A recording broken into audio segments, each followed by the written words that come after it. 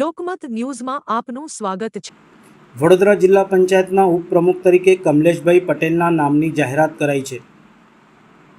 વડોદરા જિલ્લા પંચાયતના નવા પ્રમુખ ઉપપ્રમુખ કારોબારી ચેરમેન દંડક અને પક્ષના નેતાના નામની આજે જિલ્લા બીજેપી કાર્યાલય ખાતેથી જાહેરાત કરાઈ હતી, જેમાં જિલ્લા પંચાયતના ઉપપ્રમુખ તરીકે કમલેશભાઈ પટેલ બકાભાઈના નામની જાહેરાત કરાઈ છે, જેને લઈને ઉપસ્થિત મહાનુભાવો દ્વારા ધારાસભ્યો દ્વારા કમલેશભાઈને પુષ્પહાર પહેરાવી શુભકામનાઓ અભિનંદન આપ્યા હતા।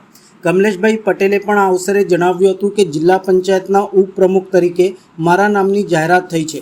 હવે મારી 32 જણની ટીમ સાથે લઈને ચાલીશ અને ભારતીય જનતા પાર્ટીએ મારા ઉપર જે વિશ્વાસ મૂક્યો છે એ બદલ એમનો આભાર માનું છું, ધારાસભ્યોનો આભાર માનું છું અને જે કામો બાકી છે જિલ્લા પંચાયતના તે સાથે લઈને 32-32ની ગ્રાન્ટ વપરાય તે રીતનું આયોજન કરી કાર્ય કરીશ। ધારાસભ્ય શૈલેષભાઈ મહેતાએ જણાવ્યું હતું કે વડોદરા જિલ્લા પંચાયતના નવા પદાધિકારીઓના નામની આજે જાહેરાત કરાઈ છે। આવતીકાલે કાયદેસર રીતનો તેઓ પદભાર સંભાળશે।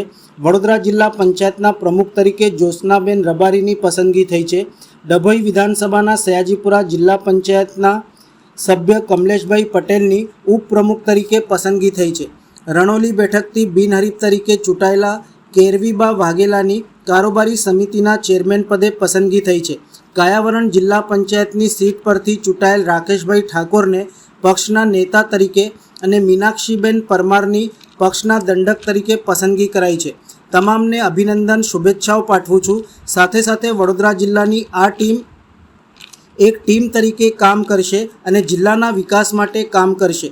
34માંથી 32 સભ્યો જ્યારે ભાજપમાંથી ચૂંટાયેલા હોય તો સ્વાભાવિક છે કે લોકોની અપેક્ષાઓ વધી જાય, ત્યારે આ અપેક્ષા પરિપૂર્ણ કરવા માટે આ 5 જણાની ટીમ અને 32 જિલ્લા પંચાયતના સભ્યો એકજૂથ થઈને વિકાસ કરશે એવી અપેક્ષા રાખું છું। ઉપપ્રમુખ બન્યો છું।